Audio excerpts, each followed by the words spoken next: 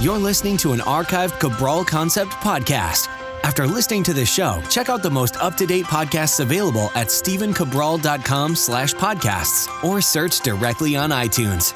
And now, welcome to the Cabral Concept, where board-certified naturopath and integrative health practitioner Dr. Stephen Cabral shares how he was diagnosed at the age of 17 with a life-altering illness and given no hope for recovery. It was only after studying and traveling all over the world did he discover how to combine ancient Ayurvedic healing practices with state-of-the-art naturopathic and functional medicine to fully rebalance the body and re-energize it with life. It's time to discover how to get well, lose weight, and finally feel alive again. And now, here's your host, Dr. Stephen Cabral. Excited to get started with our first Cabral HouseCall of the weekend. This is where we answer our community's questions each and every weekend. I get to answer all things wellness, weight loss, and anti-aging. And if you have your own question, you can feel free to write in at stephencabral.com/askcabral. Or join our support group, cabralsupportgroup.com, to get your answers there from our health coaches and myself as well. So excited to get started. Always love being able to try to give back as much as I can and just share, again, a lot of the things that I've found to be true, not only through my research all across the world, but actually getting to implement them in clinical practice. That, to me, is the most important thing. Is you can read these things in textbooks, and they should work, right? I mean, it's written in the text, but until you actually see it happen in the real world, until you see people start to get well, it's difficult to actually prove to yourself as a practitioner it's going to work, so you have confidence in giving it. But then really and realistically, I don't know if we should be recommending that many things that we don't know may or may not work. So all the answers I give you today are from clinical practice, they're from research, and I feel really confident always in giving these answers. And of course, what I'm looking to do is not diagnose or treat. I'm looking to give people a great place to get started. Because really, that's all you need. Once you get off and running to the races, you will succeed. You just need that first place to start. So let's get started. First question today is from Monica. She is writing in, "Hello, I had a wonderful success several years ago with the Fatlossity program, so I decided to do it again. Because it has been so long since I bought the original program, I recently bought Fatlossity 2.0 diet plan. I'm excited and ready to begin, but I'm a little confused about the exercises to perform. The previous digital copy came with a set of exercise program. However, the new 2.0 program only gives fat loss intervals and says to perform them after a 30 to 45 minute metabolic resistance workout. I don't know where to begin with a metabolic resistance workout. Would a Zumba class be the same? Thanks." All right, Monica, this is a great question and a blast from the past because the Fatlossity program came out in 2007, and I stopped selling it in 2010 or 2011. So you got one of the original copies. It is a collector's edition now, no longer sold. But you're right. So the Fatlossity 2.0 says diet plan, which means it's not the 321-page book. It's the 35-page book. That's easier to implement, and it's all based on nutrition. So that's the actual diet plan. Anybody can buy it online at our store. And of course, for all podcasts, just simply go to stephencabral.com/podcast. You can always get the show notes, recommendations that I'm giving people from each and every show. And today's show, you simply go to stephencabral.com/624. I'll link up the Fatlossity diet plan there. Fatlossity program is not for sale any longer. In the future, we'll be creating online personal training programs for people to follow along with. It's just one step at a time. That's all we can do. So the easy answer is this, is that's the actual Fatlossity diet plan that our body transformation clients get when they join our personal training program here in Boston. So I just wanted to be able to offer that to the entire world. And so essentially, that's what we mail out. And it's a signed copy by me. So the workouts, those are what you'll choose on your own, 20 minutes to 40 minutes, whatever it might be for metabolic resistance program. It could certainly be a Zumba. The only thing about a Zumba class is that it's not going to have the resistance that I want. So 2 days a week, I want you to really do some resistance-based work, whether it's dumbbells, kettlebells, TRX, a challenging bodyweight program. And then you can choose those intervals in the back of the book along with the stretches to do. So hopefully that answers your question, Monica. And congratulations on getting one of those early editions of Fatlossity. I appreciate you picking that up. So Tony's up next. Quick question. Can I put a teaspoon of Diatamaceous earth, we also call it DE, that's me interjecting that, in my morning coffee and or oatmeal every AM as part of my daily parasite and overall healthy routine? Is it still effective this way? Should I be taking your Healthy Belly probiotic daily as well with breakfast? Thank you. Okay. So what I recommend is if you're using Diatamaceous Earth, is I would use that for maybe 6 weeks and then I would stop. I don't think that you should or need to be doing that on a daily basis. You can do that seasonally, like springtime and fall. That would be totally acceptable. And I would do that 20 to 30 minutes minimum before your breakfast. And that's because I want the Diatamaceous Earth to go into the intestines unabated by food. And so then it's allowed to essentially, what it does, people who don't know, if you look under a microscope, it has these little spikes. And those spikes essentially pierce the outside shell of parasites and other gut bugs, as we affectionately call them, and helps to kill them. Now, I'm not recommending this for everyone, but Tony's deciding to do this, and so he or she is absolutely welcome to do that. And then, yes, at breakfast, I wouldn't use the Healthy Belly. I think just probably a mix-up in the names of our products. What I would use is the Clean Gut Probiotic for a month or two, and then I would switch over to the Daily Probiotic Support. The Clean Gut Probiotic is to help wipe out yeast while repopulating the gut with good bacteria, and the Daily Probiotic Support is going forward your daily probiotic support, just as it says. So hopefully that helps, Tony. Jennifer is up next. Jennifer writes in, "Hi, Dr. Cabral. My name is Jennifer, and through divine intervention, I found you. In July, I had a week off of work, so I completed the Cabral 7-day detox. I've never experienced a detox before. So safe to say I had no idea what I was getting into. First off, I came quickly to realize that a large part of my daily routine is thinking, planning, shopping, and preparing and eating food. When you don't have to eat for the first 2 days, you have free time that you don't know you would have. I came to an understanding on how time-consuming food really is in our daily lives." So the full question is available at stephencabral.com/624. I'm going to ad-lib the rest of the question just to make sure we have time to get through the answers and other questions today. So she says it was easy to do. It was a breeze going through this and didn't know that she had so many chemicals in her daily life. Prior to the detox, she would work out endlessly and still have a bulge and still not really bulge the scale. Weight loss is difficult. So after the detox, she lost 5 to 7 pounds, which is great, and wavered a bit the last few months, but continued to lose weight. My body and brain feel better. I plan to do another 7-day detox next month. Okay, first question says, for my daughter, she was 7 to 8, and she showed me a rash on her hands when she came into contact with any form of water. White, raised, bumpy skin between her fingers, almost like blisters. The skin pulls tight. At the moment, it's not as bad. Try to use organic products. Second question regarding the weight loss blood test. I've been experiencing a steady decline in my sex drive for many years. And as of now, I virtually have no sex drive at all. Would that specific test measure my hormone level to see what's wrong? Thank you for your time. Look forward to your advice. I try to attach the photos of my daughter, but it won't really attach. I would like to send you a photo. Please let me understand it. Okay. Sorry, Jennifer. I butchered your question. That's my fault. I was just trying to pick out the most important parts just because it was a longer question. But I can help you with both of these, and I'm happy to do that. Now, again, this isn't medical diagnosis, but it sounds like your daughter has a very, very rare condition called aquagenic or aquagenic urticaria or aquagenic urticarial. And what that is actual sensitivity to water. Probably most people have never heard about this before because it's extremely, extremely rare. But when some people come in contact with water, and again, it can be filtered water, it can be clean water. Yes, it's certainly worse when there's chlorine and other things in the water, but this obviously makes it very, very challenging. So I am not the expert to give you advice in this area, but if you've never been told that your daughter most likely has this, that's what I seek out. Now, keep in mind, I have seen it be lessened to certain degrees, and that's because what seems to work is being able to cut down on all histamine-based triggers. So that means food sensitivity. So I'd certainly run a food sensitivity test. You can look at environmental-based sensitivities. You can cut down on your histamine-based foods, like any leftovers, any kind of like spicy curries. What else? Any smoked foods, any fermented foods. That sometimes lowers total histamine load, and so that can help. If you'd like, I would run a hair tissue mineral analysis and an organic acid test. Since heavy metals, which you'll find in the hair, that could be a trigger for inflammation. An organic acid test, we certainly don't want to make sure that there's any leaky gut contributing to these sensitivities as well. However, this may be a rare genetic order called, like I said, aquagenic or aquagenic urticaria, which just simply means hives or blisters when coming in contact with water. Apologize about that. fire truck or ambulance going outside right now.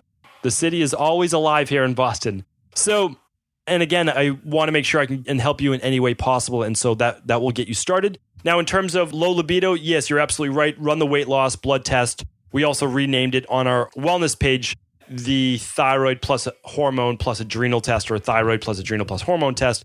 Hands down, that is the one to test. You'll look at your thyroid. It will look at your cortisol levels throughout the day, and it will look at your hormones, estrogen, progesterone, testosterone, and DHEA. Very, very important. We will link up that lab test today in the show notes.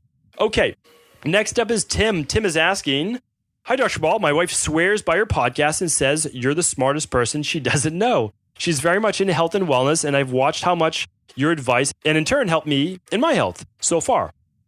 So my question today is about anxiety and depression. I've battled for years and tend to have anxiety attacks often, and it prevents me from traveling outside of my town. I've been on a certain medication, and I don't like to say good or bad about medications, as it works instant to help with my anxiety, but don't want to rely on it. I have little no energy, and I drink beer just to cope with my anxiety again. Not healthy. I've gone to a naturopathic doctor and had my neurotransmitters tested, and she found that my GABA, serotonin, and dopamine were depleted.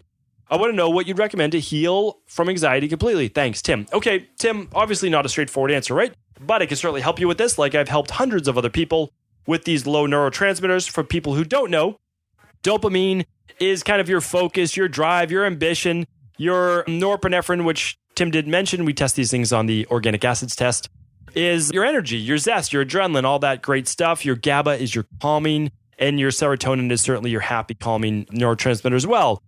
So what happens is, over time, stress can really deplete our body of these things. High cortisol levels, stress, same thing.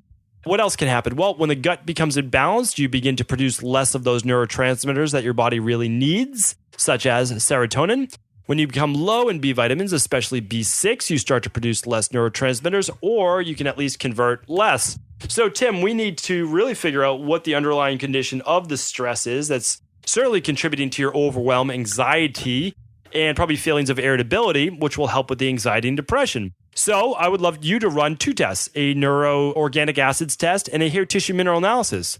By that, we'll be able to see if you are depleted of your electrolytes, stress-based response. We'll be able to see your gut-based health. And if you could do one more test, of course, I would love to see your adrenal plus hormone test. But my first would be hair tissue mineral analysis and an organic acids test by GPL, by Great Plains Lab.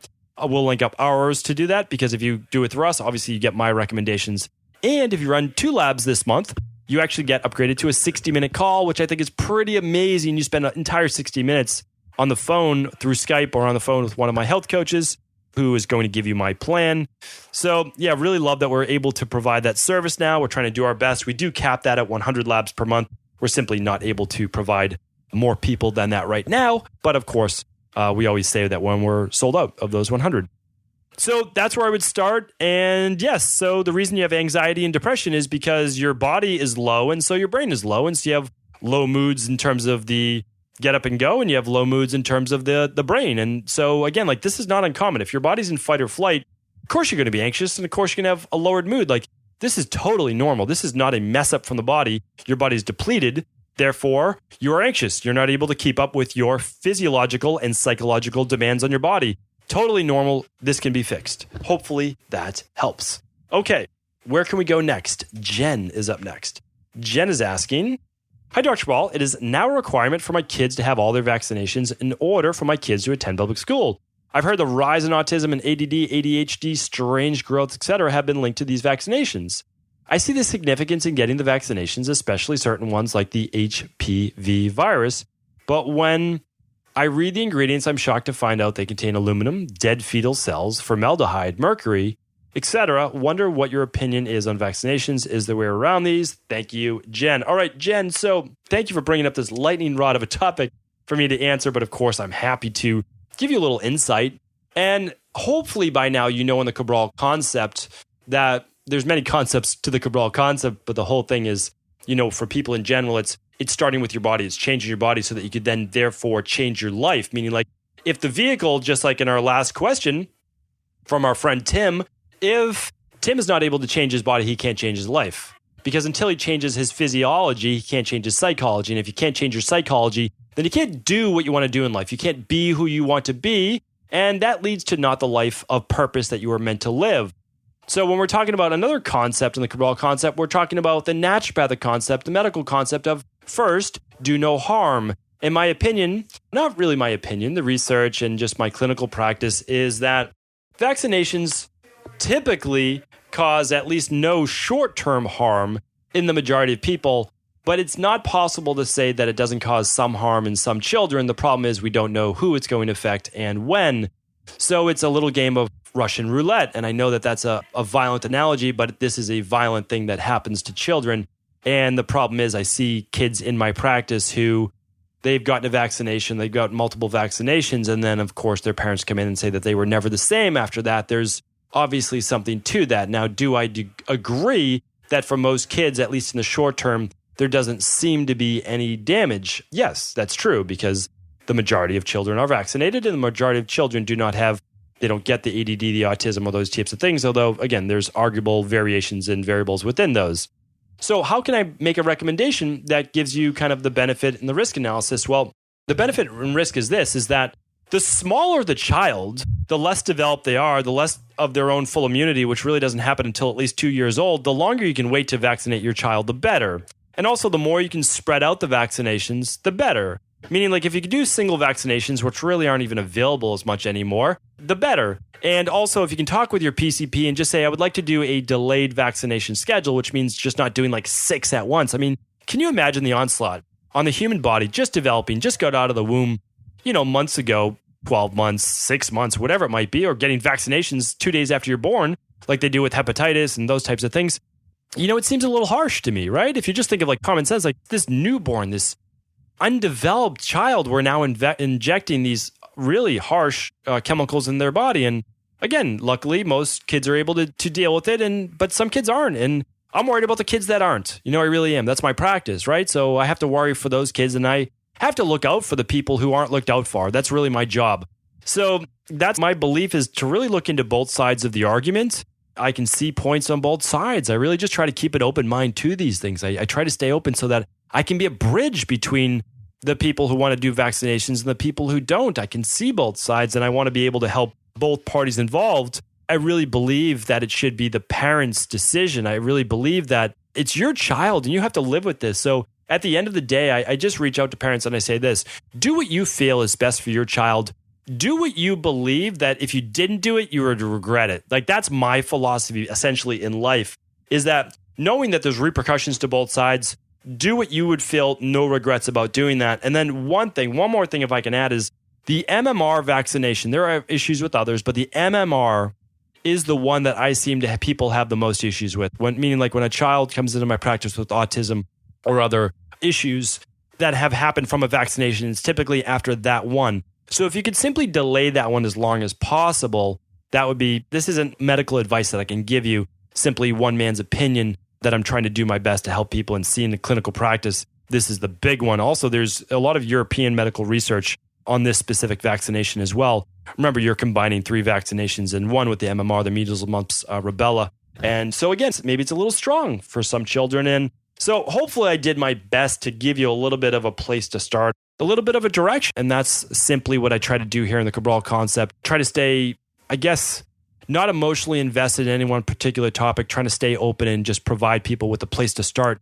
And if you're so vehemently opposed to one side, meaning like if you're vehemently opposed to being for vaccinations and just really despise anybody who doesn't use them, or you're vehemently opposed to people who do get vaccinations, I simply ask you to keep a little bit more of an open mind. I read the books on both sides and I say, okay, that makes sense from their perspective. I know why they're saying that, but what about this? And there's always a what about this. So just keep in mind that there's never an all for one. And that's what I urge you to look into. All right, last question of the day is from Marge and is simply pointing her in the right direction, because I will do this from time to time because I've answered so many questions in the past. So Marge writes in, "Hi, Dr. Cabral. I am in my late 60s and I have a family history of Alzheimer's. My question today is, what can I do to prevent getting Alzheimer's? Thank you, Jen." All right, Jen, I've answered this question. It is on episode 98, 115, 120, 209, 346 of the Cabral concept. And I've also answered it in other house calls as well. So what I want you to do is just go to stevencabral.com/podcast and type in Alzheimer to the search box. I purposely am not answering this question. And the reason is I want people to know that they can get same day answers to their questions typically by going to stevencabral.com/podcast and typing in their one word keyword or multiple keywords if needed. Just try different variations. And what you'll find is typically anywhere from like 2 to 6 podcasts where I've answered that particular topic. Now, if you go to that, you listen to the podcast, your question was still not answered, please do write back in at stevencabral.com/ask Cabral. It's really, that's my job. You know, my job as a health practitioner and really just being grateful for the position that I've been put in life to be able to give back. And so let me know however I can help. Thank you everyone for tuning into another Cabral Concept. Appreciate each and every one of your listens. And I'll be back tomorrow answering more of our community's questions. I want to sincerely thank you for your support of this podcast. I couldn't do it without you, and I mean that. I truly do. I also want to make sure you knew that we now have multiple ways for you to find your answers to the most difficult health, wellness, weight loss, and anti-aging questions. You can find podcast-specific topics like thyroid, adrenal, hormones, sleep, digestion, Ayurveda, and many more at stevencabral.com/podcasts that will then link you to your favorite Apple, Spotify, and other podcast players. Plus, all new podcasts and weekly exclusive video content is being added to our YouTube channel at youtube.com/Stephen Cabral. And that's Stephen with a PH. Head on over and subscribe so that you don't miss any of the exclusive content. Lastly, if you've ever found any of my podcasts or books to be helpful, I would really appreciate it if you could leave a review on iTunes or your favorite media player for the podcast. Rating and subscribing to the YouTube and podcast allow me to reach more and more people and help spread my mission of healing throughout the world. Thank you again for being a part of this movement.